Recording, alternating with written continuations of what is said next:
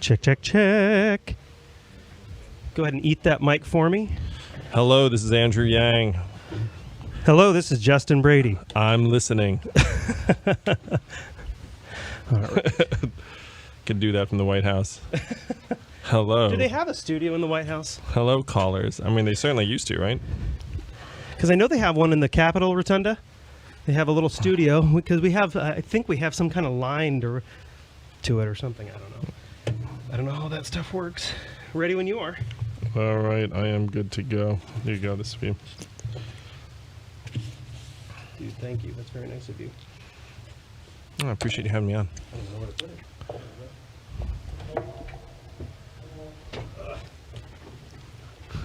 Get it on video how awkwardly I sit down in this chair. There we go. Get prank chairs because we believe in having fun. Me too. All right. 4 to 6 p.m. every Saturday, it is the Justin Brady Show. I am extremely proud and honored to have Mr. Andrew Yang in here. Thanks so much for coming. Yay! We finally got him, everybody. I'm here. Fireworks are going off outside. So here, I have been dying to know this. I've been analyzing every move. Just kidding. Not really. That sounds really creepy. No, I like the sound of it, though. I've been analyzing the videos. I've been watching everything, and you're extremely relaxed. Really, really relaxed. You're unguarded. Do you what is the ace you have up your sleeve? Is there has someone pleaded with you to be a VP candidate? What's going on? You almost have no fear. Well, if you start out as the anonymous guy who wants to give every American $1,000 a month, then it's all upside. It's all gravy. I don't have a political career I'm safeguarding or protecting. I didn't even have much of a reputation. So, if I'm going to be like, oh gosh, guys, what are they going to think of this? Then we would go nowhere very, very quickly. Sure. Because there's no fear. And I do want to ask, though, has anybody reached out to you and said, hey, would you consider being a VP candidate if I beat you? Has anybody given you that offer yet? What's fun is the candidates do confer with each other at the debates and at the various events. And so you see who you get along with, you see who you click with. And we've had conversations, and people are very congenial and considerate. So they're not like, after I win, are you going to be my? But it'd be more. but it's more like, hey, no matter what happens, would love the opportunity to work with you. Things like that. So those kinds of exchanges happen. Yes. So it sounds like someone has given you some kind of offer to work with them. Or I've offered them, Justin. But again, you just see who you click with, and I'm happy to say I do get along with many of the other candidates. So one of the things that I ask every candidate on here, because it's something that's near and dear to my heart, is the pro-choice movement. I watched your Now This interview on Twitter, and one of the things you said is, I think men should just get out of the room. I think men should just get out of the room and let the women. And so previous guest, Tulsi Gabbard, who you obviously know, has said she wants to draw that line at third trimester. So is that an issue that you want to just get out of the room and default to Tulsi Gabbard and say third trimester, I'm going to go with her? Well, certainly Tulsi is a woman and has a strong point of view on this. So what's interesting, Justin, is I said in multiple environments, I think guys should just leave the room and let women figure it out. And then some women came to me and said, hey, Andrew, I appreciate that perspective, but in this world, you're actually going to have to fight for women because often it's not women who are making these decisions. And so I heard that and I said, yeah, that's actually very fair. It's not a world where we can just step out and have women decide. So I'm in the camp that we should be giving women the ability to make their own decisions, reproductive freedoms. I do think that if guys got pregnant, we'd have very different conversations about this. And so on this one, I would respectfully disagree with Tulsi's perspective. I'm a parent. I certainly don't think that abortion is anything that we should be happy about in any context, but I do think it's the woman's right to choose. So do you align more with Tulsi? I mean, you're saying you disagree with Tulsi, but Beto O'Rourke, who just dropped out yesterday, said one day before he's totally cool with that. Are you cool with that as well, or is there some line in your head? I am not cool with it. But I do not think it is the government's role or my role to prohibit a woman from making a decision that I even violently disagree with. Sure. Fair enough. So I want to move on to UBI and your Freedom Dividend, because this is the big kahuna. This is your big item. Yes. Freedom Dividend, $1,000 a month. For every American. We can make it happen. It sounds far out, but it's actually inevitable. So single payer healthcare, $2.8 trillion. These are rough numbers because no one can possibly know. $2.8 trillion. You've also been on the record supporting Medicare for all, coming in conservatively about $1.6 trillion. And the Freedom Dividend conservatively is about $3.6 trillion. A bit less than that. A bit less. Okay. Yeah. Thank you for correcting me. So can the VAT tax, you're one of the few people that actually came right at the beginning and said, no, I'm not just going to throw money out there. We're going to pay for it.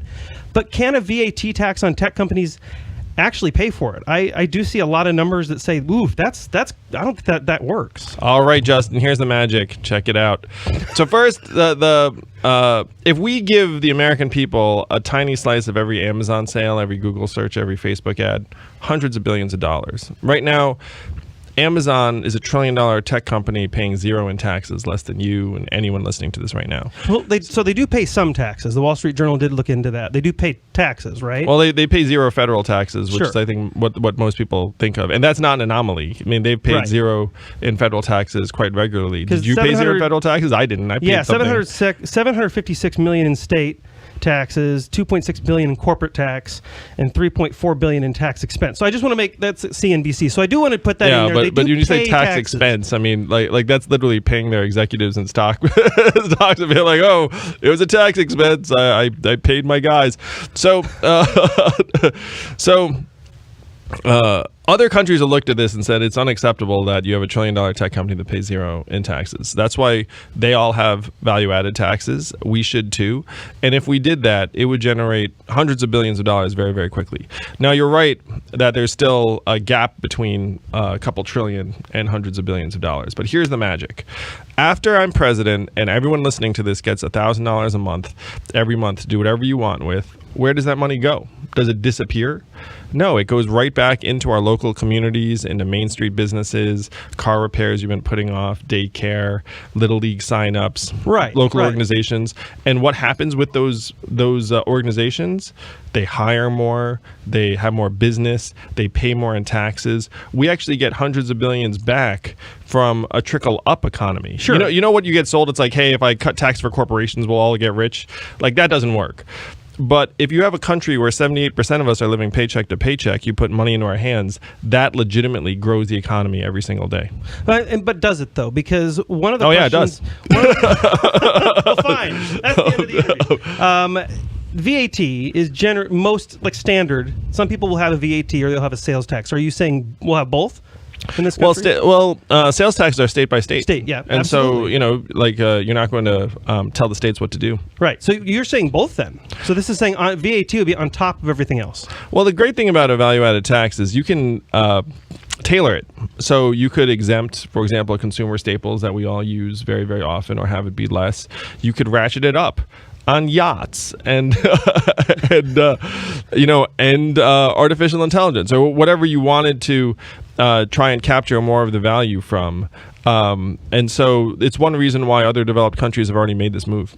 So when you say tailor it, I know a lot of our taxes right now are being tailored, and those are being tailored by the companies, the lobbyists they hire. Yeah, well said. So how do we, you're president, we put UBI in place, we put the Freedom Dividend in place, we put a value-added tax in place. How do we know that companies like Google and Amazon tailor it to better fit their criteria? Oh, well, they're not going to be writing the laws, man. I am. And so we got to get the fair share from these companies. And some of the people, if you look at the list of people who are contributing to my campaign, the top 5 something like the U.S. Army, Amazon, Google, teachers, it's like schools. The employees of the tech companies know that this is messed up. And so we can make a trickle-up economy work for us and work for the companies, because who's going to see more business when we all have $12,000 more to spend? Many of the bigger companies. So value-added tax, as far as I know, that's not been done for digital transactions in like AdWords and queries, correct? I don't think it has. I tried to do some research on it. Yeah, you're right. But Europe has levied like an additional sort of digital tax that is that has the same purpose. Sure. So as far as I know, it doesn't. But is this an area for like fraud, for example? Like, and so I can see you getting in the White House, and we're going to do the value-added tax, and then I see a hurdle, which is Google says, or Amazon, or whatever big company at the time says, that's great, but we're not going to let you peer inside of our networks and data, because the government would have to have access to their data in order to enforce a value-added tax. So would the government be peering through all our Google searches and all that stuff? Well, the VAT works when money changes hands. And so right now, if I'm an advertiser, the way Google makes money is they have the AdWords. But the way to calculate that money, though, like clicks and digital transactions, there's not necessarily money always attached to every single click, right? Well, I mean, this is essentially because you have two sides of the coin. If I'm AT&T and I pay Google to advertise, then you have the records of all the money that went into those ads on both sides. So even if Google decided to commit tax fraud, then you have AT&T being like, hey, I gave Google $10 million and here's what it is. And then you get a VAT on that. So you don't need to necessarily monitor our clicks or our eyeballs. You just need to measure the money that's changing hands. Okay. So I'm hearing the government won't have to peer inside. I'm hearing that Google and these companies will not have to give any access to the government for monitoring. Aside from the money that's changing hands, that's correct. That's one reason why these other countries have done this, is it's very, very effective, and it's very, very hard to game your way out of. Okay, fair enough. I want to move on to AI and automation. This is another huge area, and another area I'm really excited to ask you about. Several industries you've highlighted that will be automated.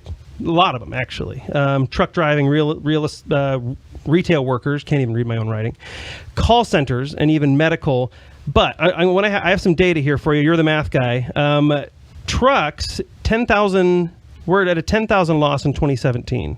And in 2018, we'll have 60,000 jobs unfilled in that field. Skilled trades, the Midwest can't even find people to work right now. Yep. So if every unemployed person in the Midwest was placed into an open job, we'd have 180,000 unfilled positions. That's not slowing down. That's the same case throughout the whole Midwest. Yep. And even medical. Like, you've talked about physicians being automated in some capacity, but right now there's a shortage of 122,000. I mean, and the thing is, retail's the same, call center's the same. So, and as boomers retire, this is going to get far worse. So, I mean, whose jobs are we replacing? Well, I want you to play out an example. So let's call it truck driving. Most common job in 29 states in the country, approximately 3.5 million truckers. Now, is there a trucking shortage or a shortage of truck drivers? Yes, they have a gap of tens of thousands of truckers that they're trying to find. One of the reasons for that is that it's a brutally difficult and demanding job. You're on the road 4 days a week. You're stationary a lot of it. Your back hurts. There's massive turnover in trucking. So then, if the Silicon Valley companies come along and say, "Hey guys, you need truckers? I've got a better deal for you: a robot truck." Then you look up and be like, "Well, I have no choice but to adopt the robot truck because I've got a shortage of drivers." And then after the robot truck gets adopted, do you just stop at like the unfilled positions? Of course not. You're like, hey, I've got these 3.5 million humans. I'm paying $46,000 a year, like each. I can save $168 billion a year by replacing them with robot trucks. So if what you're saying is that there's a shortage of truckers, means that we're not going to automate trucking. It's the opposite. We have a shortage of truckers, so we are going to automate trucking. And you can play that out in each field. If I've got a shortage of skilled labor in my factory, you know what I'm going to do?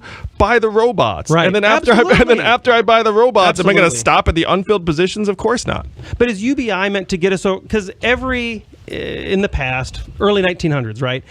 We went into the Industrial Revolution. We had machines automate time. American workers' hours went from like 60s to like 40s. And so that, of course, by the way, made more leisure time. It made vacationing wasn't even a thing. I didn't even know this. Vacationing wasn't even a thing. It created all these new industries and all these new jobs. Yeah, and labor unions. But there was that hump. And labor unions, so is UBI meant to get us over that hump? So will there be a phase-in and phase-out period of UBI? Now, full disclosure, I don't think we need that. But is there a phase-out period in the next 5 years where we're like, we successfully transitioned, UBI's over? Well, I'd like to walk through a couple of things that you just just said. But first, there's a state right now where everyone in that state's getting between $1,000 and $2,000 a year, no questions asked, and that's Alaska. Deep red state. They had the oil money, and they said, "Hey, who'd you rather get the oil money? The government is just going to mess it up somehow, or you, the Alaskan people."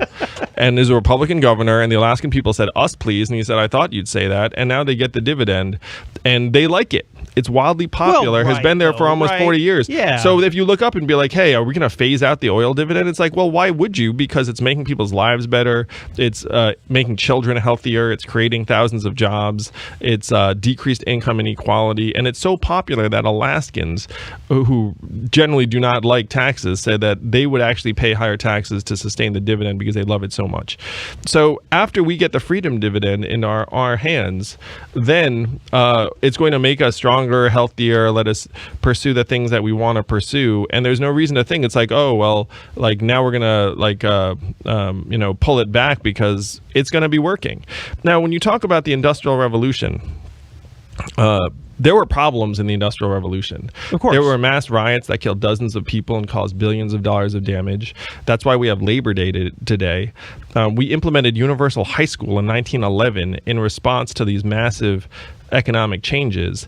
And this Industrial Revolution that we're in the midst of right now, the fourth Industrial Revolution, is projected to be 2 to 3 times faster and more disruptive than that one. So if you had mass riots and universal high school and labor unions in response to that one, what are we going to do about this one? But people are already adapting, right? This would be my argument, is people are already adapting because they're not filling these jobs that AI and automation can possibly replicate. I mean, I would argue that might be why we have that shortage, because people like you have said, hey, this is a problem, and the American people have said, okay, I'm listening, I'm not going to go into that. So haven't we already self-corrected? Or not haven't we already, but aren't we already starting to self-correct? Justin, this is actually the driving force of my campaign, is I dug into the numbers, and I'm a numbers guy, and I said, are we adjusting? Are we self-correcting? And so here are just a few numbers for you. Suicides and drug overdoses have overtaken vehicle deaths for the first time in America. Our life expectancy has declined for 3 straight years as a result. Rates of business formation are at multi-decade lows in 80% of the country. Interstate migration rates, people just moving across state lines, multi-decade lows. So instead of seeing some mass adaptation, you're actually seeing the opposite. That is why we have to do something big. Mr. Andrew Yang, thank you very, very much for coming on the show today. I really appreciate you being here. Very interesting, and I know Iowans have been just losing their minds. The Yang Gang has wanted Thanks, you man. on this station for a while, and we finally did it. Thank you for coming in here. Thank you, Justin. It's a pleasure. We're it. Thanks, man. That was very well researched by you. I Thank appreciate you so it a lot. much. We got about 10% away from my questions. I wish we could have spoken longer. It's probably my fault. I think I need to go to something, but I enjoyed that. No, you're Maybe good. We got that's my time. Oh, really? So, yeah, All right, we got fine. the half hour because they have to stitch the break in Okay, live, but cool. we got it. Well, maybe we'll do this again because I'll be in Iowa, so I don't know if you have return. I would visits. love to do it again. Yeah, we can use the questions you didn't get to. Do we have a few minutes to do 2 minutes. that video real quick? Yes, Sure, we do. Okay, cool. Yeah, we so- do. Here, I'm gonna grab. Sorry about getting in your. You doing it again? Do you want us to pop out? Well, we won't do it in here. If anybody saw that.